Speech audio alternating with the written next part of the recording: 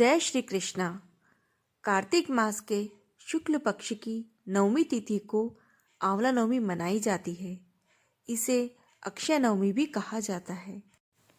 धार्मिक मान्यताओं के अनुसार इस दिन आंवले के वृक्ष का पूजन करने से सौभाग्य की प्राप्ति होती है। निसंतान व्यक्तियों को संतान प्राप्त होती है। यह व्रत विष्णु भगवान को अत्यंत प्रिय है। कहते हैं आंवले के वृक्ष में भगवान विष्णु का निवास होता है। आंवले की पूजा करके हम अपनी प्रकृति के प्रति अपना आभार व्यक्त करते हैं, जिसने हमें इतना औषधि गुणों से संपन्न आंवला दिया है। इस दिन वृंदावन की परिक्रमा शुरू की जाती है, क्योंकि यही वो दिन था जब भगवान श्री कृष्ण वृंदावन गोकुल की गलियों को छोड़कर मथुरा गए थे और उन्होंने अपनी बाल लीलाओं को त्याग कर अपने कर्तव्य के पथ पर कदम रखा था। शास्त्रों के अनुसार इस दिन किए गए जप, तप, दान, धर्म, पूजन आदि का फल अक्षय होता है। इस दिन आंवले के वृक्ष की पूजा की जाती है। पूजन सामग्री में कुमकुम, हल्दी, मेहंदी, चावल आदि के द्वारा उनका पूजन किया जाता है। फिर श्रृंगार की सारी सामग्री वृक्ष को चढ़ाई जाती है। पूजन के बाद महिलाएं अपने अनुसार 9 या 108 बार परिक्रमा करती हैं। पूजन के बाद कथा सुने और संभव हो तो वहीं पर भोजन करें। इसकी कथा इस प्रकार है। एक गांव में एक सेठ सेठानी रहते थे। उनके 5 बेटे बहुएं थीं। सेठ जी बहुत पैसे वाले थे। उनके यहाँ सोने चांदी का भंडार भरा था। सेठानी का नियम था कि रोज वो एक सोने का आंवला दान करती थी, तभी वह भोजन करती थी। एक दिन बहुओं ने सोचा कि अगर सेठानी ऐसे ही दान करती रही तो एक दिन खजाना खाली हो जाएगा।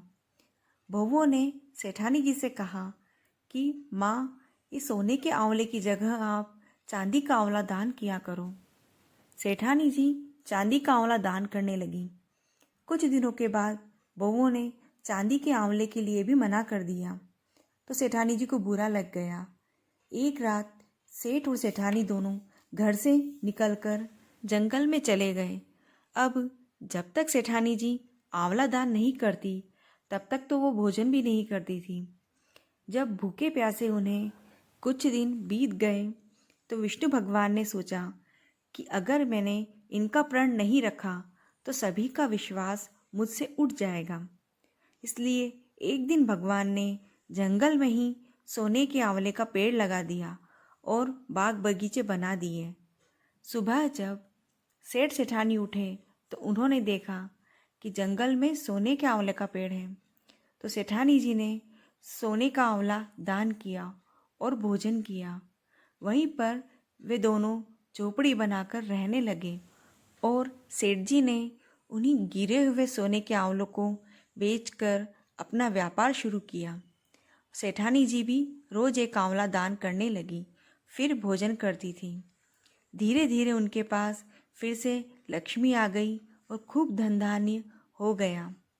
फिर उन्होंने अपने लिए एक भवन का निर्माण शुरू किया और इधर उनके बेटों के यहाँ जब से सेठ सेठानी जी निकले हैं, तभी से उनमें छोटी छोटी बातों को लेकर बहस होने लगी और उनकी लक्ष्मी चली गई।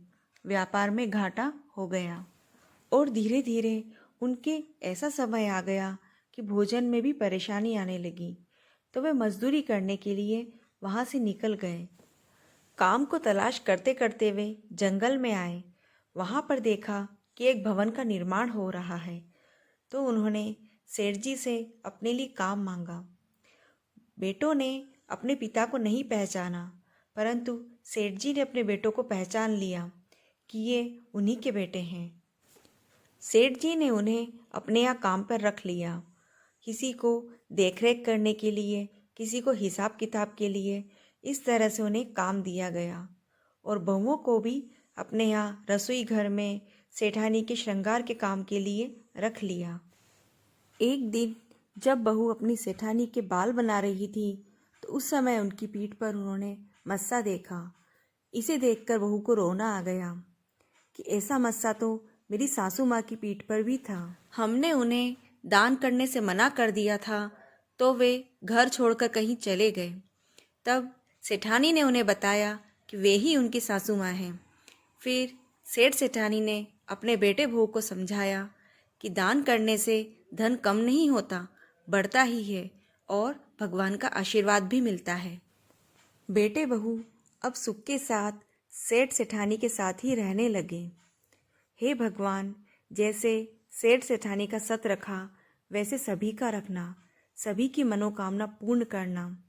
यदि आपको ये वीडियो पसंद आया हो तो आप इसे लाइक करें, शेयर करें और अपडेट्स पाने के लिए सब्सक्राइब करें, बेल आइकन को दबावें। जय श्री कृष्णा।